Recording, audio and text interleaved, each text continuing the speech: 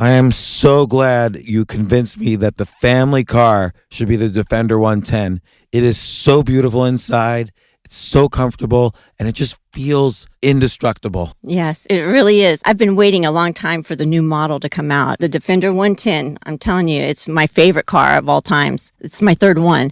You know, I have stories of going off-road. The guy managed the group. He was like, what are you doing in this beautiful car? I'm like, I'm going off-road. He's like, are you sure? Because you can use one of ours. And then they look like Mad Max cars. I'm like, no, we're going to do this. And he was shocked. Wow.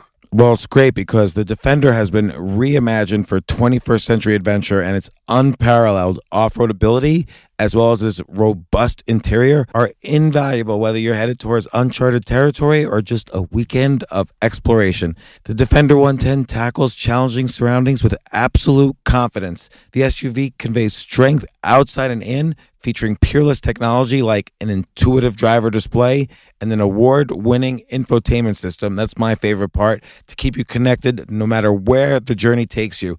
Adventure is unique to everyone, and so is the Defender. Choose from the 2-door Defender 90, the 4-door Defender 110, or the larger Defender 130 with the ability to seat up to 8 passengers.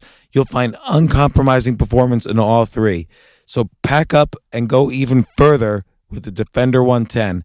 Learn more at LandRoverUSA.com/Defender. These days, we're all investors, trying to be smart with our money despite our worst impulses. But at iShares, we believe that deep down inside of every investor is a better investor. One that's just waiting to be let out. Explore iShares ETFs and insights and let your best investor out. Visit iShares.com for more information. This isn't your average business podcast, and he's not your average host. This is the James Altucher Show on the Choose Yourself Network. Today on the James Altucher Show. My disease doesn't define who I am. It's just a part of something I have, but it's not me. I'm Tionne. You know, I just happen to have sickle-cell. But sometimes I run into people who are just like, oh, pour this, pour that. I don't want that. That's not what I need from you. I need to be uplifted. I need help to find a cure. I need help to spread awareness. I don't need, the woe is me thing. That's not what's going to help us find a cure. I mean, you found out when you were 7 years old. Uh-huh. Did you ever feel like, why me? Like, what made you even decide, hey, I'm going to go for it? I had the same dream since I was 7. And I always had a dream that I was going to be where I'm at today. Doing a podcast with me? Yes, I just knew it. No, you're so funny. But I just knew I wanted to be a singer, and I always saw myself on stage with people screaming. It seems to me you're an all-around artist. You have this one quote, true for you and true for many people. You say, life is tough. And for many years, I felt like I've worked to get sick and worked to get better just to get sick again. I'm learning to find a balance and just live. You lose people and you fall ill and bad things can happen, but it's also really miraculous. You can have babies you were told you'd never have. You can bring joy to millions of people with your music. You can feel love and happiness and faith. You can decide that you're stronger than any obstacle and you can empower yourself to survive. The light always returns. And I thought this was a very beautiful concept. Thank you so much.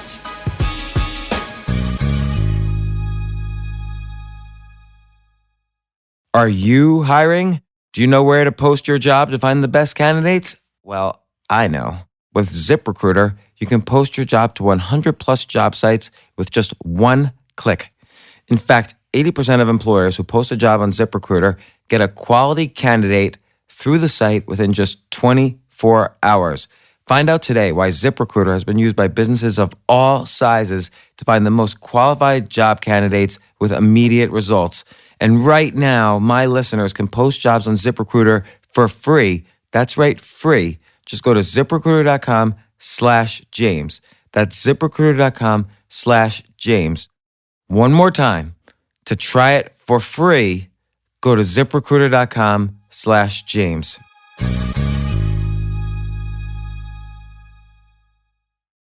You probably have heard of cryptocurrencies like Bitcoin and Ethereum. I call them choose yourself currencies because they don't depend on any institutions to function, and they're simply exploding in price right now. Some have jumped as high as 3,000%, 21,000%, and even a rare 81,000%. If you're missing out on this boom, don't worry, you're not alone. Most people are not investing in crypto simply because they don't even know how to get started. So I decided to do something about that. I want to help listeners like you get started in this booming market. So I'm offering a free 6-video series masterclass on cryptocurrencies, all for free. I'll walk you step by step through the entire process. If you're interested in claiming this free masterclass, please go to altucher.io. That's altucher.io/masterclass, where you'll find all of the details. Oh, do you like, is it Tionne? I wasn't quite sure. Tionne. And do you like that versus T-Boz, or what do you prefer? Whatever you want to call me. Okay. Either or. I go by both of them. Yeah, you say that in the book. I know, right? I do. So you really read this thing. I did. Awesome. I wouldn't do a podcast with you if I didn't read the whole thing. I love it. So I can't believe I have a living legend right here, Tionne Watkins, otherwise known as T-Boz, otherwise known as the T of TLC. Welcome, T-Boz. Thanks for having me. I'm going to do an intro, but fill me in wherever I miss up. But you were the biggest girl band in American history, 65 million albums sold. I bet most people know that, but I bet they don't know that the one band that was actually bigger worldwide was Spice Girls. I didn't know that part. Yeah. I thought you were bigger than the Spice Girls. I know. And I think we moved up as far as sales, I know, is surpassed the 65, but I don't know if we caught them because we're still the biggest American girl group of all time. Well, you've won a ton of Grammys, a ton of MTV Video Awards, so many different awards. They can look that up on Wikipedia. Well, what I want to talk about is you have a brand new book. Yes. It's called A Sick Life, TLC and Me, Stories from On and Off the Stage. It's a big subtitle. I had to read that off the book. I hate know. subtitles. So do I. And they kept bugging me about coming up with one. So actually the girl I wrote the book with who helped me write it, I was like, girl, just come up with something. Because the one that I had, I don't think stuck. And I was just like, I'm cool with just A Sick Life. I don't care if we have a subtitle. So they wanted one. So I'm like, all right, well, whatever. And I went with that last minute. Well, and so just to start off, I think, the book is about, when you call it A Sick Life, the book is about, in part or in large part, you've had sickle-cell anemia since birth. We all realized that in the mid-90s during the huge arc up of TLC that, this was why occasionally you were getting sick and leaving, the concerts or the stage or whatever and actually have to go to the hospital and so on. Then you had a brain tumor. You had all these things. You had surgery on the brain tumor. You had all sorts of problems related to that surgery. And still, you kept coming back and back and back and reinventing yourself and reinventing your career and finding new purpose to go on. The doctors told your mom when you were 7 years old, she's not going to live till past 30. Then they said you're not going to live till past 45. I won't reveal your age, but I'm okay. You've beaten both of those. I'm proud. I'm 47. I'm 47. proud to say, yeah, because hey, I was told I couldn't have those numbers, so I shout it out loud every time. I'm not one of them chicks that's scared to tell how old I am. And I think when you say a sick life, also you've had a sick life in the best sense of the word. Absolutely, you've been to the top of the mountain, and like you say, you've been able to shout it out loud. Like you've been able to express yourself. And I think one of the reasons, believe me, I'm going to have a lot of questions for you. I'll finish this intro in a second. But I think one of the reasons you guys were so successful, in addition to kind of combining R&B and hip hop and so on, but I think the words to your songs were yours. They were so inspirational. Yours as a group, and they were so inspirational to kids growing up then and adults. And they were about, self-empowerment and being who you are. And I think to some extent, that's what you were able to do. And I see that through this book. Like you were sick and you had to focus on how can I be the best this moment, because who knows what the future holds. And of course, being the best this moment was the key to every success you've had. So True. But so I'm going to start off with the first question. Okay. It seems like when you started, like let's say back in 1990, L.A. Reid's wife, Pebbles, was putting together a girl group. And it seemed like, unlike many acts, you guys started off just like a cannonball out of the cannon. You were like on fire from album number one. And it was only later, that problems and the ups and downs started to happen. Right. What do you think made you guys so special right in the beginning? I think it's a combination of things. For one, we had an undeniable chemistry that you couldn't package even if you tried. It was just natural. And I believe it was meant to be. And then also, we were different, We stood for different things. Our sound was different. My tone was different. Our lyrical content, our lyrical content stood out. What we talked about, it was real relatable, but put to a catchy tune. And we had great dance moves to every hook. So, and the reason why I know that answer now is because after the first album, and you have to reinvent yourself to make the second album, you have to figure out why they liked you in the first place. Then that's when I got to really know myself on Crazy Sexy Cool. Like, okay, what did I do? But are you afraid to imitate too much on the second album what you did on the first? Because then people say, she's just saying the same thing again, same beats, same thing. No, because I don't think we imitated it at all. Only thing, the regimen that we have that stays the same is the strong lyrical content, and we have subject matters that are relatable to any person, any age, and any walk of life. So that part, I think, if it's not broke, don't fix it. But of course, with time, you grow and evolve. So then we were like real tomboyish, and then we kind of stepped it up with Creep and all that kind of stuff with the silk pajamas. So we showed a more womanly side of us. So we kept growing, I think, every album. And Fan Mail, I think, was a little ahead of its time because some people couldn't get with it at first. They were like, wait a minute, what? They didn't understand it. Yeah, but at the same time, with Fan Mail, which is your third album, right? You have the song Unpretty, which was such an important song for all girls or women who are being, let's say, pushed by media or friends or spouses or boyfriends, whatever, into changing their looks and changing who they were. I think that was real inspirational to just be yourself. And I think, again, that's something that you've always been able to do with each album. So actually, if we're going to get into the songs a little bit, I have questions on Crazy Sexy Cool. I think that's where Waterfalls was on. So in that one, it seems like you're saying, follow your dreams, but don't go too far. Don't dream the impossible yet.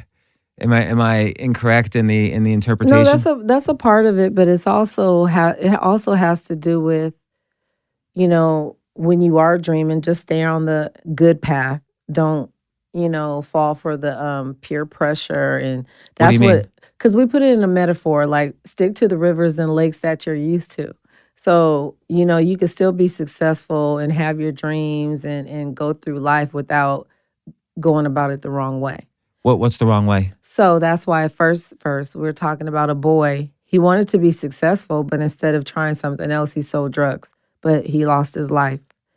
Second verse, I'm talking about a couple. A guy sleeps with a promiscuous woman with no protection. She had AIDS and he caught it and he died too.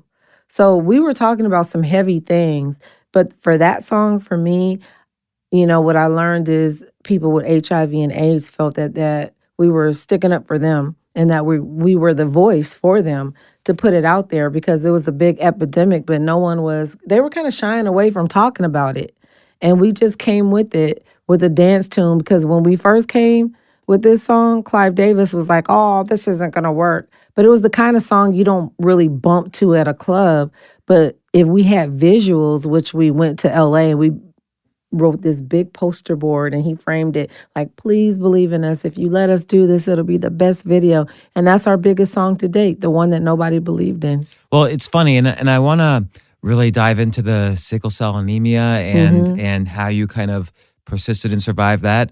But it seems like all along the way, you persisted through the people who didn't believe in you. And so Waterfalls is interesting and I don't mean to get into so many of the details, but like you said, Clive Davis didn't believe it. Right. You had to you guys as a group put up your own money to do the video, and you're very proud of all your videos. You would choreograph everything. You would make the dance moves. This was really important to you. Yeah. Why do you think they wouldn't, given that your track record, why wouldn't they just trust you to say, okay, we're going to make a great video for this? Because I think they didn't respect us yet still. Even after, by that point, you were probably up to 20 or 30 million albums. I know, right? And I mean, I did all those routines and stuff, and they're like, oh, okay, so she's a good dancer, so what? But I think they thought their ear was better than ours. And the kids that I grew up with in high school were the ones who produced and wrote the song. So it's just like, we had to fight for everything. Back then, we didn't have social media and all these avenues that, help you get your music out. We had to really rely on the record company to back us. So it was like, we really had to sit in a boardroom with the record company and argue every point down, every video, every concept like that. And one thing I do give L.A. Reid credit for, he always gave us the freedom. Like, I never had an A&R. He would say, okay, Dallas, Tionne, go in there and create, because I would usually start first. And then if we didn't have a first single, then he would send us back. And once we had a first single, he's like, yes, we're done. So, and what's really funny about us is all three girls from the beginning, after the first album, we're like, we're not waiting for her to sing. I don't want to wait for her. So we're so used to not singing with one another. We would go one at a time because no one wanted to sit there like the first album and wait forever for somebody to get done singing. So we were never there at the studio together anymore when from Crazy Sexy Cool on. Oh, that's interesting. I didn't know that. Yeah. So let's roll back to the beginning of this where you have the first album. It sells like 10 million copies. You're already on the path to being one of the greatest bands in history. Not just girl bands. I hate that phrase. You were really, literally one of the greatest bands in history. Oh, thank you. And then you realize you're broke. so right. And that's such a classic story. Like you saw last year, there were two movies, one on the Beach Boys, one on NWA, where it's like, okay, it's the exact same story. The manager, in both cases played by Paul Giamatti, somehow is like, oh, you'll get your check later. The contracts are going to come later. And the same thing happens to you. This is such a common story, and it happened to you. Maybe describe that story a little bit. Like, what were you feeling at the time? We were 19 and we had a dream.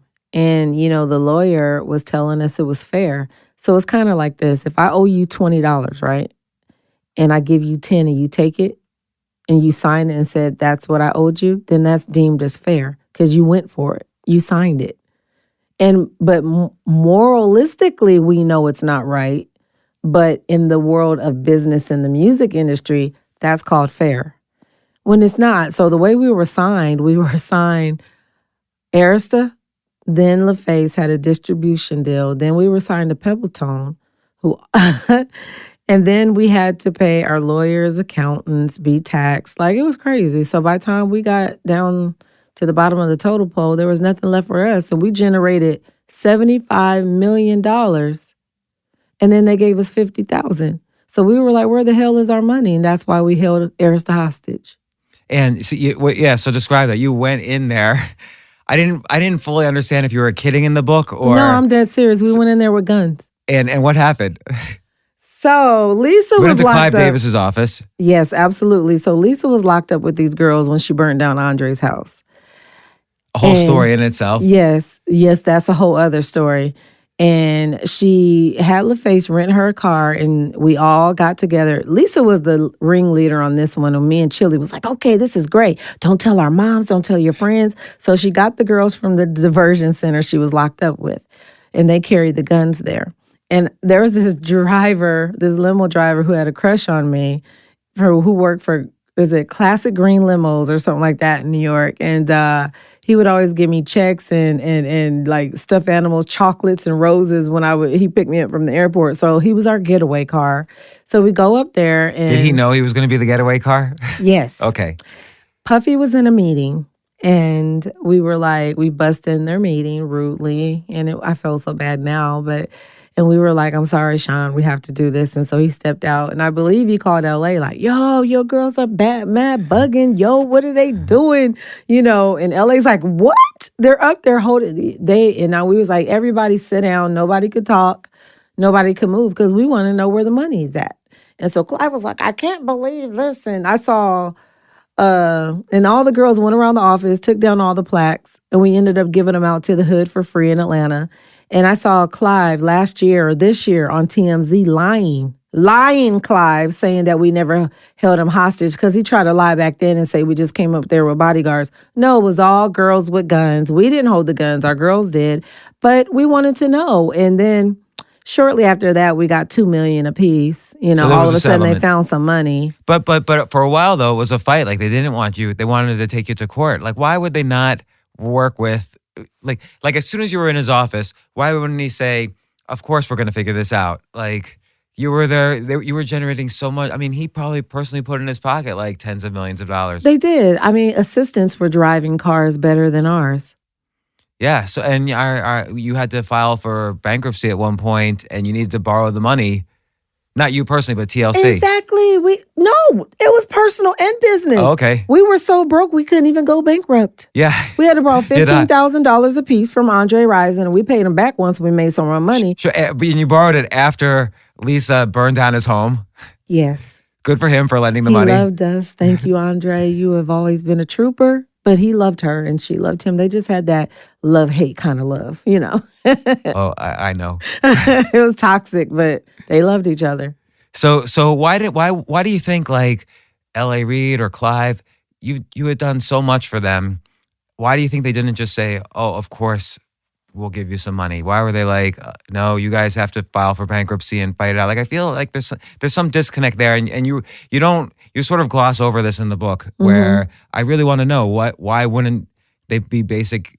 They're good people, as you've said. Like L.A. Reid was always giving you your freedom. Why wouldn't they just figure something out on the spot? I mean, everybody has their ways, and let everybody tell it. They have a different version of this story.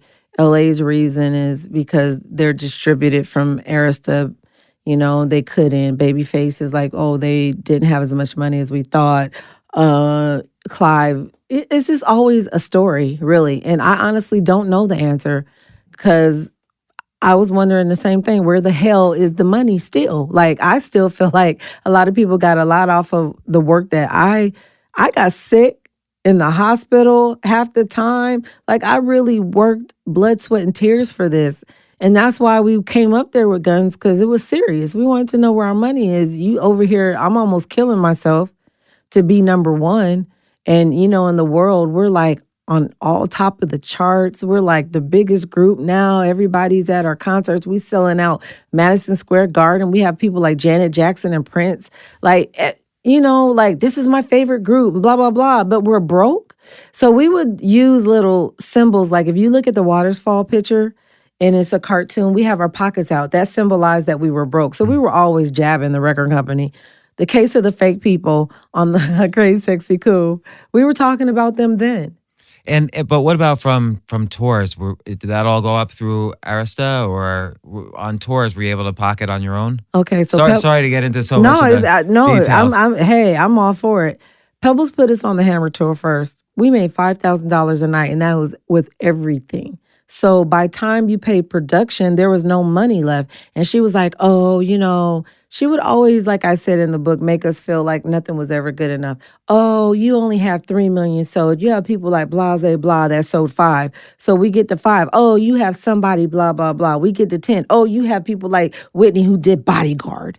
So now that I've sold as much as all of them, what would be your excuse? Like, I don't know if she did it to keep us on our toes, to make us feel like, you know what, you still have more to work for. I don't know if she did it to make us feel bad. I don't know why they chose to do some of the things they did. And she was, at the time, married to L.A. Reid. Yes. So why did you, given that it was the two of them, really, like, I was always amazed in the book, and I admire you for it. I guess you saw these guys were really good for fostering and developing your creativity. Why did you keep working with, you got rid of Pebbles, or you broke you were able to get out of the management contract, but why did you keep working with L.A. Reid, her husband?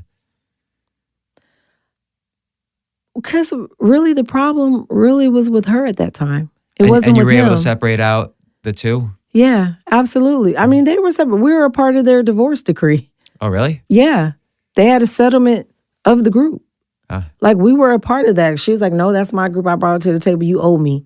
So, hey, we were a part of that as well. So, but I think you can differentiate the two. It's not personal, it's business, you know? And he was willing, like, hey, that was his wife and he was willing to keep her group. So who am I to be like, you know? Sure. That would seem like they would have a problem, not me. It's not my business. And I guess it's after their divorce, a show of faith in you that he wanted. And she wasn't our manager anymore, so I don't owe her anything. So we paid $1 million per letter. Right. So we don't owe her anything else after paying her all the money that she got for all kinds of things. Probably the most expensive amount paid per letter for any use of the alphabet. Yeah, I was seriously a millionaire for like a second, however long it takes to write your name on a check and hand it over for the letter T. For the letter T. You Makes needed to me own sick that. to my stomach to this day. Oh, I'm sorry to make you sick because we're It's about to start. okay. We're about to start talking about your Tionne. sickness. My mom named me, but I get it for the sake of it was worth it to get the hell out of that contract for TLC. So let's talk more about sickness. So you had sickle cell anemia since birth. It's a hereditary disease. Yes. Just to describe it really briefly to listeners who don't necessarily know what it means, and you could correct me if I'm wrong, but the basic is that your blood cells are shaped a little differently so they can't carry oxygen around your body as easily, and that can result in everything from massive joint pain to heart attacks to strokes to all sorts of blood disorders. And your specific type of sickle cell anemia is a little bit complicated, but has also resulted in all sorts of problems. But the one consistent thing is massive pain that would happen at almost random moments, including when you're in a concert or on the stage or whatever. So when you were first performing and touring, what were some incidents where you kind of had to hide what was happening to you? Well, the thing that's so scary first about sickle cell is a lot of people die from it, and people really don't realize how severe this disease is. How many people in the U.S. have it? Oh my God, I can't even count. They've said on the internet, but it's hundreds of thousands at this point, and it's derived from the Mediterranean, you know, that area. But my cousin passed away from it. Right, you cover that in the book. Yeah, That's my one of cousin Donnie. But first, when I first came about, I didn't tell anybody because I knew I had some type of sickle cell. I was misdiagnosed at 7 years old and didn't find out until I was 28 years old exactly what type I had. And I didn't want people to pity me either. Like, oh, she can't do this because she's sick. She's sick. I didn't want people to put that stigma on me because my disease doesn't define who I am. It's just a part of something I have, but it's not me. I'm Tionne. You know, I just happen to have sickle cell. But sometimes I run into people who are just like, oh, poor this, poor that. I don't want that. That's not what I need from you. I need to be uplifted. I need help to find a cure. I need help to spread awareness. I don't need, you know, the woe is me thing. That's not what's going to help us find a cure, you know. Did it ever, though, like when you were growing up, I mean, you found out when you were 7 years old, and in part because you had so much pain as a child through your childhood, did you ever feel like, even as a kid or as a teenager, and this is a common teenage thing, like, why me? I'm not going to really be able to pursue any dream. Like, what made you, even from your teenage years, decide, hey, I'm going to go for it. I don't care what the doctors have said about my lifespan or whatever, or all this pain that I keep having. I had the same dream since I was 7. And I always had a dream that I was going to be where I'm at today. I didn't know it was going to be as big. In this, doing a podcast with me? Yes, I just knew it. I was like, I'm coming there with him. My hair. Exactly. I was like, and those glasses. Yeah, they're all dirty. But I know, he's so funny. But I just knew I wanted to be a singer, and I always saw myself on stage with people screaming. I always tell my mom since I was 7, I'm going to be on billboards and magazines, and people will know my name. She'll be like, all right, honey. So for me, what did you ask me? Well, how did you have those dreams, but how do you, when you're having a massive pain moment and it's too much, and there must be a second layer, which is depression about the pain. How do you get through that? No, I know So I was going to say, I hate when I go blank like that. I do it too. I'll do it in the middle of this podcast, guaranteed Right. at some point. You do have your days. I'm not going to lie, because it's hard. It's hard.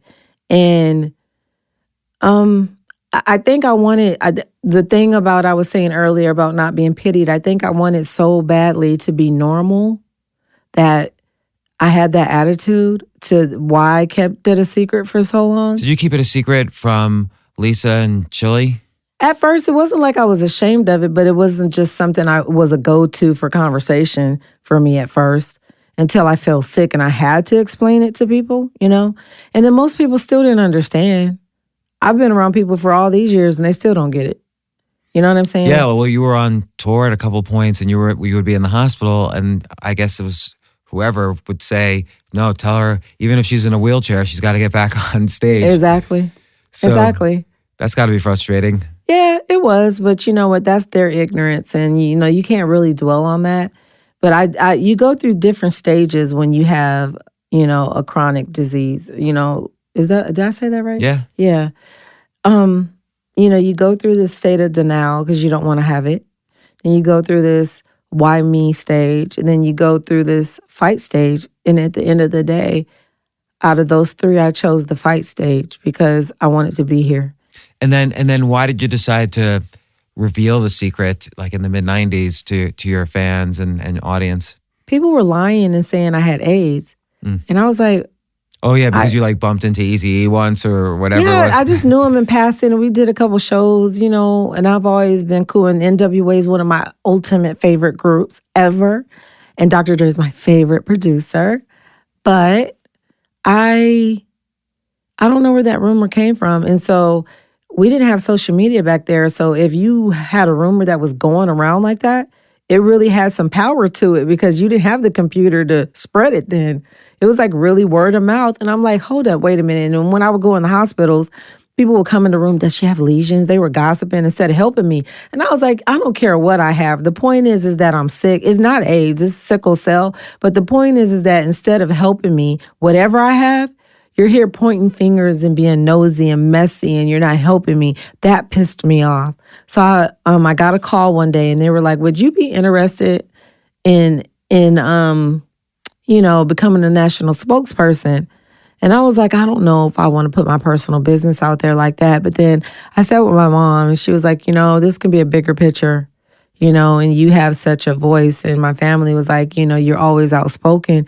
You might be able to help people and change lives. And I was like, yeah, you're right. And then I started looking at it a different way because even though I'm on stage singing and stuff and I dance, and T-Boz is more swagalicious and a little more cocky than Tionne, but I'm scared to talk in front of people. I hate like standing at a podium and speaking. I hate that.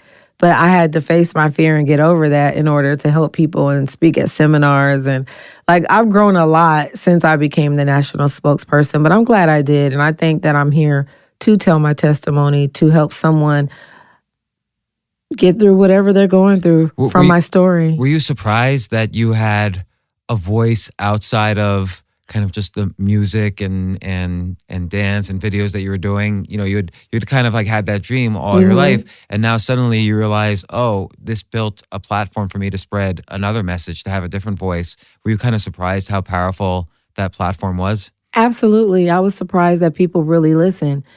And I started figuring that out, especially now with social media, when I would have an interview about something to me that wasn't that serious and they would blow it out of proportion. Like when? Like when they lied and said I said something about Rihanna and I never said nothing about her at all. And I think she even at the time believed it. And I was like, if anybody knows me, I ain't scared of nobody. I used to fight all the time. Like, who's going to do something? You going to what? Can you cuss on here? Yeah. Yeah, you're not going to kick my ass. And like, what's really going to fucking happen? Nothing. So I will say whatever I really say, and I'll say I said it. I'm that person because I don't care. You know what I mean? I'm not like a scary type chick. Like, so like, if I'm going to say something, I'm going to tell you I said it because that's how I was raised. If you're bold enough to say it, then be bold enough to repeat it to the person. So I've always been that way. You know, I think that philosophy... And I love Rihanna, by the way, and I met her and she was a fan of mine, and I think it was squash, but I just want to clear up that I never said anything, and that was way in Australia. And it was in America. I was getting death threats. I'm like, whoa, what is the Navy after me for? Hey, I'm wearing her slides today. What are you talking about? So I was just taken back like that things can go so far. And I was like, well, you know what? When I speak, people listen still. Yeah. That let me know that. Like that. Well, and I'm sure a lot of people are going to read this book too. I hope so.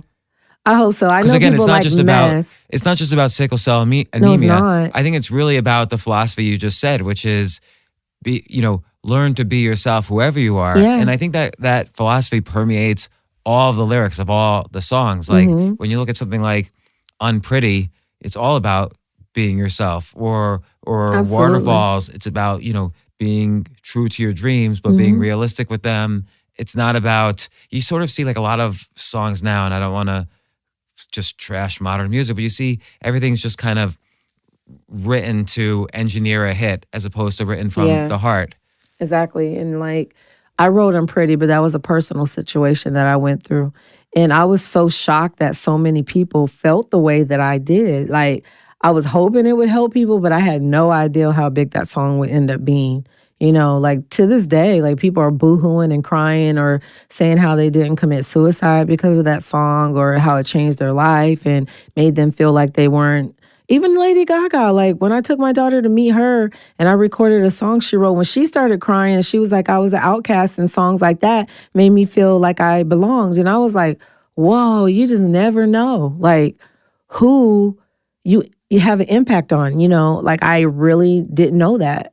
So, and people laugh when I say that, but when you're out here working all the time and I'm just constantly touring and I'm grinding, I don't get to talk to people and know those things. So it was kind of like around the era after Crazy Sexy Cool, I started really getting to connect with fans and really hear the impact that we had. And now with social media, you really get to know more about your fans. And I'm glad, because that makes me feel like the work that I worked so hard for or went in the hospital for or got sick over and all that, it was worth it. It gives me something to feel like my job is being done.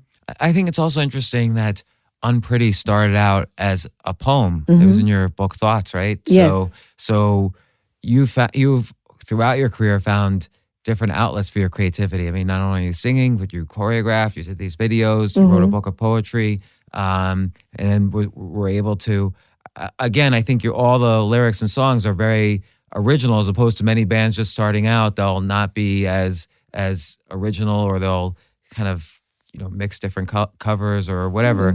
I think that's what really set you apart from so many other bands at the time. Oh, thank you. I think it was organic, and I think people can feel when something is natural and true and real. And everything we talk about, somebody somewhere at any age and any walk of life can relate to at some point of something we've said at some point in these 25 years. So let's reel forward. You brain tumor. Yeah. So it's bad enough all your blood cells are sick. Right. I love that. All your blood cells are sick. Yeah, true. Now your brain gets sick. Yeah. What was happening? That, even though I've had sickle cell, that was one of the most trying and hard times for me ever in my life, ever. Because like they gave you a choice. I mean, I'll let you tell the story. Yeah. So I was going around and I would always have migraines, and they got so bad to the point I started getting dizzy and almost passing out. And they were saying, oh, you got tension headaches. I go to the hospital. They give me a shot in my butt. Oh, just take this. It'll help. Yeah, I got rid of my headache, but we're not knowing something's growing in my head, And I was dating a football player at the time, and him and my mom were like pissed, like, yo, you're getting headaches every day now. You're getting dizzy. I'm tired of you laying in the dark. I had to take pain pills for the headache because, like Excedrin, nothing was working. Pain medicine wasn't even working. I was getting massages. I thought I was stressed out. I was like, TLC makes me sick. They're stressing me out. I'm blaming everybody. Acupuncture. Nothing was working. So they said, damn it, Tionne, go get an MRI. So I'm like, oh, okay, I will. So I'm out shopping. And my doctor calls and says, where are you? I said, I'm shopping. He's like, go home and call me. I said, no, I don't want to. Tell me now. Yeah, don't you hate that? Like, yeah, what are you it's supposed so to dramatic. Do? You drive home worried the entire time? Like, how are you supposed to get home? Yeah. Why does he have to wait until you're home? Because people panic, and I'm not a panicker. you already know this about me. I said, Dr. B, come on now. Like, I done been sick since birth. Like, what are you going to tell me? I have a brain tumor? I just kind of blurted it out because I was thinking like, well, it can't be an aneurysm because my ass is walking around shopping, for all this time, And I said it, not really thinking he was going to say, yeah. He got quiet. I'm like, what the fuck? Like, are you what? And instantly, like, this tear ran down my eye. I'm like, what else am I going to have to deal with? Are you kidding me? That was the longest 4 days of my life, not knowing what was in my head, if it was cancerous, I was doomed, if I was going to die. Like, I didn't know what. And I couldn't find my mom. And that really made it more messed up because my mom is my everything. Like, she's the person, my go-to. And her ass is out shopping in Iowa. I was so mad at her. She missed my birth of my daughter because she went to North Carolina to shop and the baby came early. I was so mad. I'm like, here you are shopping again at another traumatic moment for me. And so she called me back, and I am not good at delivering bad news. I just blurted out, Mom, let's have a break, so I don't know what I'm going to do. And she's like, what? Like, I don't soften the blow. I don't know how to tell you. I'll go, hey, what are you doing? Well, they say I have a brain tumor, so I don't know how to deliver news like that. It's just, what the hell? Just say it. I don't know how to walk around the mulberry bush. I'm kind of like a straight shooter. So I don't know how to ease words to you in a way that, I don't know. And my friends were like, what? You're crying and bawling. But I don't know how to say things like that except for just to say it. And so as a mother, I couldn't imagine how my mom felt. And I felt so bad when we went to this doctor's office and I saw her glaring out and I seen her mumble the words, I wish it was me. And I just was like so heartbroken because I didn't want her to feel that way, And I was like, well, I have to really fight to stay here because I don't want my mom to die or be in this position. Well, what did the doctor say were your chances? I mean, they gave you a couple choices and then what happened? The choices weren't that great. I can't imagine there's any I can't imagine any of the choices after saying you have a brain tumor. I can't imagine any of them are great after that sentence. But I mean, sometimes you hear like, oh, we could take it out with no problem. That wasn't the issue with me. It was, well, you're kind of getting up there in age and, you have sickle cell. So any trauma from sickle cell can cause a crisis. Your heart can stop, your lungs can collapse. We want you to take 12 pints of blood, but there's, percentage that you can get HIV or hepatitis from a 30, it was like 33% or something per bag. Oh, 12 That's bags crazy. of blood. I didn't know that back then. Okay. Yeah. And I was like, what? Like, nah. I'm like, I'm not doing that. Then they was like, well, we can gamma knife your head. And I was like, what the hell is that? We'll put 4 screws in your head and we'll zap your brain with this laser thing, and it can burn more of your brain tissue, but the tumor will still be there. And right about now, while I'm sitting across from you, they're like, oh, you can still be blind, deaf, dizzy, can't walk, talk, hear, see. I was like, hell no. I'm going to take the option. I'm not going to take the blood unless it's life or death. I'm going to take the option that you told me not to take, which is the surgery, no matter what my age is. I'm going to go for that. And I'm going to take the chance that I could die on the table, and that's what I'm going to do. Because I'm not going to leave something foreign in my head. What I need to know is that I can come back and raise my daughter no matter how I come back, but that I'm back. And that's why I was determined. Like, they took my balance, and I'll never have that. But you can learn to compensate. I trip all the time. It's okay. We laugh about it now. My brother, he's so used to it, he doesn't even look. He just holds me up. He's so big, But I did 3.5 years of physical therapy to get my sight, my hearing, my speech, and my Like when you first woke back. up, what was wrong with the sight? I could see. I had all my functions. It was 2 weeks later when it all went to hell. Really? Yeah. So they say if you come out looking decent in surgery, you have a better chance because they didn't have 10 years of technology to tell me what was going to happen to me. So I came out looking like I had blush on. I remember my aunt saying my hair was combed, and I was so adamant about make my scar cute. I have to have my T-Boz haircuts. They was like, who has a brain surgery worrying about hair but you? And I'm like, well, whatever, but I looked totally fine. But 2 weeks later, I'm eating. The food just fell out my mouth. I had no control over my face. I couldn't speak anymore. My eyes just went blurry. It's kind of like you had a little stroke at that point. Yeah, and I couldn't hear. I started crying. Like, what is... My mom said, no, remember, this is what the doctor told you could happen, but this is just your journey back to the other side of better. So this is something you have to go through to get back to the other side. Because when I looked at myself, I just would bust out crying. And my mom was like, no, we're not going to do that. Because it's the same thing I said. This is your journey back to where you want to go. This is just a process you have to get through. It's not going to stay this way. So she started making me take pictures to show me my progress, because there's nothing in my head at that time that you could tell me that I didn't look like the elephant man and the ugliest thing walking, right? So it's like, you know how you hear the story of the ugly duckling going pretty. I went from like that way back to the ugly duckling. So it was like, I wasn't used to that. And usually people with my brain tumor were already dizzy and deaf and like, but I had no symptoms. I was out touring and getting it. I was fine until those 2 weeks came after the surgery.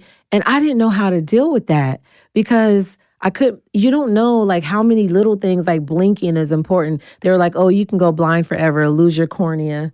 I didn't know, because I couldn't close my eye. My cornea could dry out. I could be, They taped up your eye? Yeah, like I could be that. Well, they wanted me to, but I didn't like it. So I would hold it and put the gel in, because the tape just started irritating me. Yeah. It was just so many things, you know. I can't whistle anymore still and stuff like that. And I don't have no muscles strong here.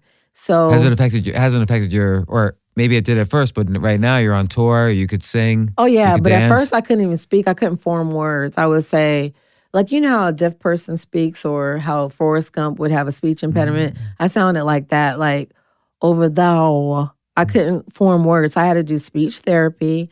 I had to do hearing tests. I had to do physical therapy when I would just look at a ball. It was so bad. If you call my name and I say, huh, and turn to the left or right, everything just went crazy. Like I couldn't even turn my head. So what was your dealing with all that and dealing with the chronicness of it? Like you said, you were 3 years in physical therapy. Mm-hmm. What was the worst moment in terms of depression and kind of convincing yourself to be motivated to come out of that?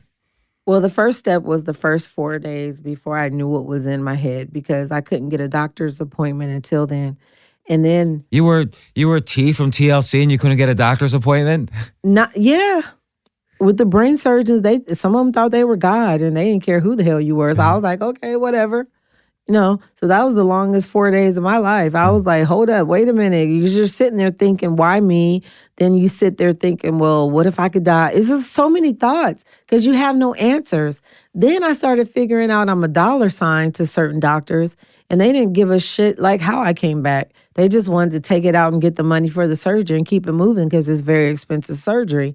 And I'm like, but what about my career? What about my face? It's everything that affects everything I love and what I do. My dancing, my singing, my hearing, my sight, my face. Like, what? Hello?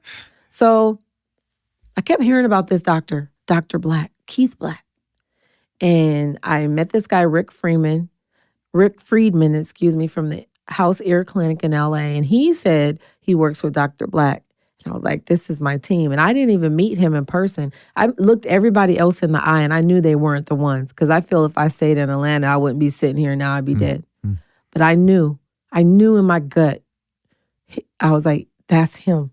And when I got to California, he looked me in my eye and he said, I'm going to do everything in my power the same way as I would my kids or my wife to save your life, so you can have your career and be here for your kid. And I just started crying. I was like, I knew it. Because I just picked up and packed and moved to LA. I didn't even meet him yet, and I just knew it. And I was right. I had the best team you could have.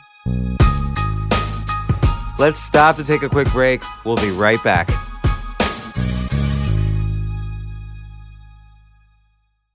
Are you hiring? Do you know where to post your job to find the best candidates? Finding great talent is really, really hard, and yet that is the key that makes or breaks a business. Thankfully, with ZipRecruiter, you can post your job to 100 plus job sites with just one click. Their powerful technology efficiently matches the right people to your job better than anyone else.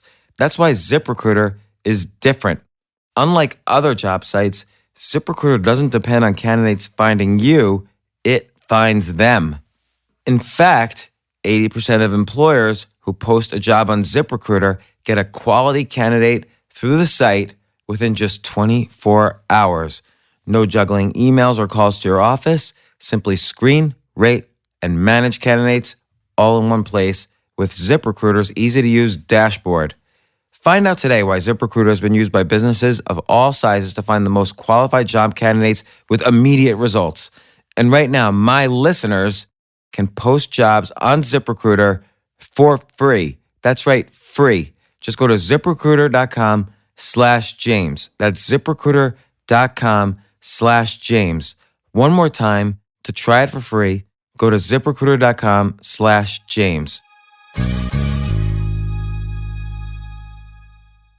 So he does the surgery, and then, like you said, 2 weeks later, things start to, they're somewhat predictable, but they start to fall apart. And then it's 3 years of just trying to get through this to the other side, and you don't know where the other side is, although you're getting better. But I would get severely depressed at that point. It was hard because for 2 months you have to sit up straight. You can't lay down for 2 months, 24 hours a day. That's impossible. Because at night I would automatically slide down. We rigged everything to get me to sit up. And nothing worked. I would always slide down. I got hospitalized again. They went to open my head back up. And I was like, I can't do that. I don't think my body could take that, especially after the bad crisis I had after the brain tumor surgery. It almost took me out of here. So I knew I couldn't do that. I was like, I won't make it. Fortunately, something turned around. God must have been listening. I got to go home. And I went through a lot of different things, but I binge watched TV. That's when I got into Grey's Anatomy, actually, because they had a surgery close to mine. I was like, oh my God, other people know about this, you know? And I would watch the show Alias with Jennifer Garner. And then what else was my go-to? Like, I would just binge watch these series, and that was my getaway. And then my mom said, now, when I started getting a little better where I can kind of move around, I started getting really antsy and bored because I'm such a get up and go person. She was like, you have an idle mind. You need to do something. So I taught myself how to write movie scripts. Oh, I'm going to write movie scripts now. Yeah. So what'd you do? I wrote movie scripts. And I have 4 movies now it's part of the reason why I moved to LA now. Now I can go out and sell them. Are you finding some success with finding producers and actors and things like that? Yes. What do you think is going to happen? I'm going to end up producing. Well, I've already EP'd ATL. That was about me and Dallas's life growing up in the hood in Atlanta. So ATL was my movie. It was partially about my life. And we did the Crazy Sexy Cool story. So I plan to do the next movie of one of the things that I've written. Oh, that's great. Yeah. Well, I want to now reel back a little because we're basically essentially going through the whole menu of your traumas and seeing how you got through them. And obviously one trauma for you and TLC was when your fellow band member and good friend Lisa had a car crash and died. She's the L of TLC. And, obviously that must have, obviously you mentioned in this book repeatedly that was just devastating, but you guys kept going. I mean, now you're touring, you and Chile, the sea, and maybe you could talk just how you got through that and what were the challenges.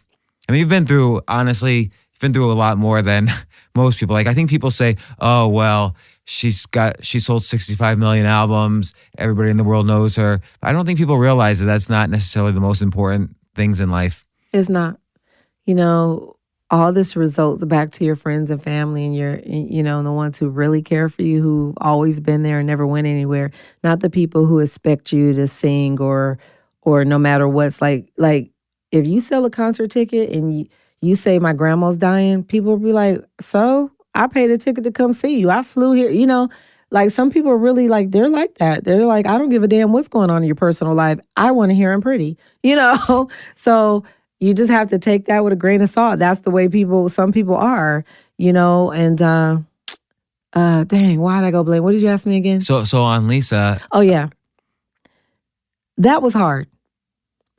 No one has a book on telling you how to grieve anyway, but to do it with the world, that was like, I was depressed for 2 years. Like my creativity stopped. She was my creative partner too in TLC, and I couldn't deal with that because you go to the store, you see her face plastered everywhere with death numbers, birth and death. you know, then you are in the line at McDonald's. Did you hear about Left Eye in the movies? You know that girl on TLC? Like, then people come up to you the next day and she just died. And they're like, I could rap. Like, what? Or they're smiling at you going, sorry for your loss, but can I have a picture? And I'm like, I don't know how to take that because you're laughing and smiling, but I don't know, you know? So I just became a hermit and stayed in the house. Like, I can't go outside. You know, everywhere I go, somebody's at me or saying something, or I'm hearing something, or I'm seeing something, and I just hated everything for a second. So your creativity reignited at some point. Yeah. And what do you think was kind of the instigation for that? What do you think? What was your motivation? My daughter. So you kind of like, you had this one, not one, but you had this horrible thing happen. And obviously it's horrible for everybody involved. And you grabbed onto something that was positive in your life to pull you out of this enormous negative gulf. Absolutely. Do you think that's how it always works? Well, it should. It should, because I'm not going to turn to alcohol or drugs because the problem will still be there. But many people do turn to alcohol and drugs. But not me. Like, that's not my thing. What makes you different, you think? I don't have an addictive nature, for one. Number two, alcohol thins your blood. And if I want to stay here with sickle cell, that's not going to work. Because for sickle cell patients, it can kill you. And I don't like the way it tastes anyway. And I'm a person that believes in facing your fears, and covering up something is not facing anything. You're just high so you forget that moment. But when your high goes away, you're going to have to still chase that high on top of it while you're beating up your body even more. And I have a disease, so why would I even do that to myself? You know, so I already knew that wasn't the way. And I've had enough cousins to watch, you know, crackheads in my family and stuff to see that ain't the way I want to be. And I don't like being out of control. Like, I've had enough drugs in the hospital to know, like, this shit is strong and you're, like, out of control. Because I am a cuckoo bird. Me and medicine don't get along. I am absolutely crazy as hell on medication. In the hospital, I see rats. Like, it's like I be tripping, you know? I be hallucinating. Like, me and medicine is just not my thing. So I wanted to face my fear, but just to prove to you, I read the book, morphine is what makes you see rats. Yes. So there you go. Yes, it does. An obscure little half my sentence. grandma saw rats too, so I know I'm not that crazy. There's something in morphine that makes you see bugs and rats. But my daughter, no matter what's going on in your life, kids are so pure and innocent. It's not her fault anything in this world has happened. And my job, and God gave me this job to raise this little girl. So no matter what the fuck I was going through, I just sat down and looked in the mirror one day. It's like, get your shit together. You got a daughter to raise. And, you know, it seems like, you know, you mentioned she was your creativity partner, Lisa, and I think it's hard to have creativity partners for as long as you did. I mean, you guys lasted a decade as partners building this band. Yeah. Longer than the Beatles lasted, longer than many, you know, bands that we listen to every day lasted. But towards the end, there was some distancing. Like, she wanted to do solo albums. You didn't include her raps as much on you know, like some of the later songs on Fall Down. Why do you think that is? What was distancing already when it was starting to happen? She had this thing with her father and Tupac. Those were the two men that she was connected to in a weird way. Like, her dad, soon as, you know, we were told we were in a group, the first thing she says, I can't wait to tell my dad. He was kind of like an army guy and real strict, and he was a musician, and that's where she got her musical talent from. And she was so happy to tell him that, you know, now you could be proud of me. I'm doing what you do. Like, look at me, Dad. And right then, Pebbles knocked on the door and said her dad was murdered. It was like a movie. It's like surreal. Like, this really is happening. So the guy that she got with, who kind of was brainwashing her in a way, because he reminded her of her dad, I think she would just listen to everything he said. And he had an agenda that we could see that when she was in love, she couldn't. So I was in a state of mind of, I was ready to be married, have a kid, and I grew in a different direction, and that split us apart. And like I say in the book, I never, ever, ever had a problem with her going solo. I had a problem with when she chose to go solo. We have a contractual obligation to finish this song. We took money. If we don't finish it, we have to give money back that we still don't have. You know, if you're broke and you finally get some money, you don't want to give it back and then lose it and be in debt even more. So it was just how she went about things. And, you know, we would be on set doing a photo shoot and she would just walk off in front of everyone. I was disrespectful to everybody there. Do you think, and I'm saying this from a total point of view of knowing nothing, but do you think she had maybe some elements of bipolar or something that would bring her to these extremes? I don't know. I really don't. I never seen her act that way because we were really close. And she would sit next to me sometimes back then, like she didn't even know me, and just go hi and turn like I never met her before. And mind you, me and this girl are the closest in the group. Like we are close, shared all kinds of secrets that I'll always take to the grave with me. Like we were close. And I'm like, what the fuck is going on? Like I couldn't get it, you know? But I said, well, you know what? I'm going to let her live her life and get through whatever she's going to see. She needs to see through this guy on her own. And she finally did. And she came back around, you know? And I always say in the book, I loved her in a special way because I let Lisa do things that probably back around the time I used to fight a lot, I would have kicked anybody's ass for some of the stuff she did. But I loved her in a way that where for some reason I would never do it. Because now the Trump Hotel, that's the one time I probably would have. If she would have did anything else or touched me, it would have been a fight. But I'm glad it never happened. But she got me to my boiling point then because I had it. What did she do there? The Trump Hotel. She had already burnt down the house. Everybody felt we were all arsonists.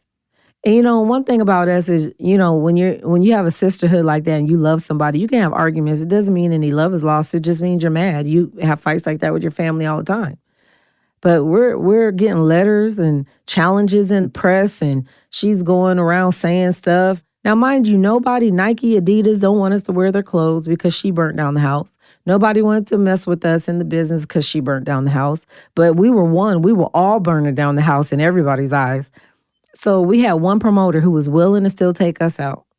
And that was Al Heyman, who does the fights in boxing now. And it's like, okay, so we're going to announce the tour. Not only was I going to do the tour, but I had a book tour to do while we were doing that tour. So I was going to make T-Boz money as well.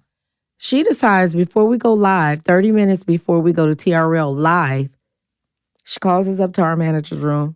I want to know where the motherfucking money at. Master P know where the money at. You know, Puffy know where the money at. And she kept saying, and I kind of got quiet. Like, who are you talking to? You know? So Chili got mad, stormed out. And I just was still calm because I'm like, I'm just going to try to not pay her no mind. I said, well, you're not going to TRL and you're not going to say on live television that you're not doing this tour. That's not going to happen because this is the only tour that we can do. We have to get people to believe in us again. So at this time, I'm walking out the room. We're getting on the elevator because Bill's like, well, we'll have to finish this later. We're going to go to TRL. And I said, well, let me know what you're going to do because if you're not going to do the tour, at least I could do my T-Boz thing, but you can't mess up both my checks. You know what I'm saying? So tell me if you're not doing the tour, then okay. Then I'll know how I need to rock my life and move on. So she still just acts like I'm not talking to her. So I'm pissed to the highest point of pissivity you could be, okay? I'm gonna start using that word in conversation. I am pissed. So my finger's at her head. She's stuck on what she's talking about. She ain't even addressing the fact that my hand is at her forehead. So she just walks out the lobby, runs down the stairs and stands next to him and looks at me and says, so now, I don't care, I will fight both of y'all. Because that's when I really had a bad attitude. And so I take off my earrings. We're outside the Trump Hotels. I'm ready to fight her and her boyfriend. I said, okay, I promise you this. If you get in that car, this is going to be the best TRL that anybody have ever seen because I'm beating you up on TV, live. So she chose to go back in the hotel. And that was the one time that she got me to the point where I couldn't deal with it anymore. Because all the shenanigans and stuff, I just couldn't take it. And still, I don't even know if I really would have hit her. I think I might have, if she had her. But I'm glad I didn't have to see. But I still got blamed for hitting her because she went and called her mom called my mom because we were cousins. And, you know, it became a family issue. You hit Lisa. I said, I didn't hit Lisa. I said I was going to hit Lisa. It's a difference. So we did TRL and we made up. and everything was pretty cool again. Until, of course, things went bad. Again. So, Yeah. so Till she walked off set, and then that became another issue. So I think the, I mean, these are just three of the traumas you went through in this book. If we had like another hour, the next hour would be all you giving me relationship advice because you've been through so much there. But you've really shared a lot of that in your music and poems and everything.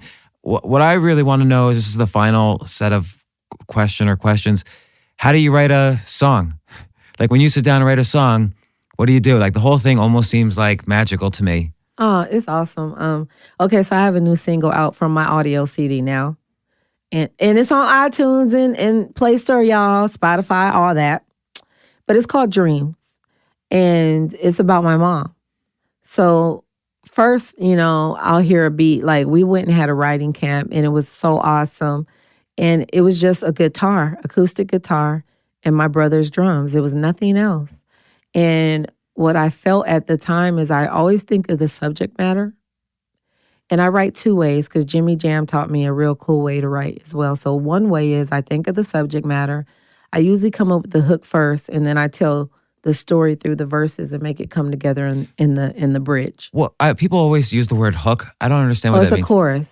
So the chorus, and that's like what people remember over and over. And you have a pre-hook too, which is a vamp part that repeats right before the hook comes in. What do you mean a vamp part? So let me see what song I have that I could give you an example. Chili's part on Unpretty. So I go, Oh, yeah. I wish I could tie you up. That's in my shoes. That's the verse. The B-sec or pre-hook is both names. Is my outsides look cool. My inside's blue. That's the B-sec or you call it pre-hook. And then it goes, you can make your hair if it won't grow. That's the chorus. Huh. Okay, and then usually that's what the kids sing in the, because those are the easiest words to remember. It's usually the most, what would you say? Yeah, like the hook is the catchiest part. So, don't go chasing one of, that's the hook. Yeah. And then so the rest is, how do you make that, like you just said, that's kind of the most musical of the song. How do you view the rest? The best part in the way that I love to write now is Jimmy Jam taught me this. I came to Minnesota and he said, I have a song for you. He didn't even play it for me. He said, go in the booth, and when I play this beat, hum down the first thing that you hear all the way until the track stops. So I said, okay. And I did that. And I came out and he said, this melody right here is the verse. This melody right there is the hook. This right here will be the bridge. And that was Good at Being Bad. Nigga, you must be crazy. What you gonna do with a bitch like me? So I was humming dun dun dun dun dun dun dun dun dun dun dun. So that became. Did you come up with the words on the fly? Well after we figured out what section was going to be what, then we came up with those words. And are those words always about something that you're going through in your life? Not necessarily me, but things I see. Because I'm a people watcher. I watch people all the time. And I'm like a sponge. I soak everything in. I watch and I listen and I look. And it gives me stuff to talk about. So Good at Being Bad wasn't necessarily my stories, but I know people like that. Well, Tionne, Watkins, T-Boz, the T from TLC. That T cost you $1 million. Yes. The most expensive tea in world history. What a great book. Thank A Sick you. Life, TLC and Me, stories from on and off the stage.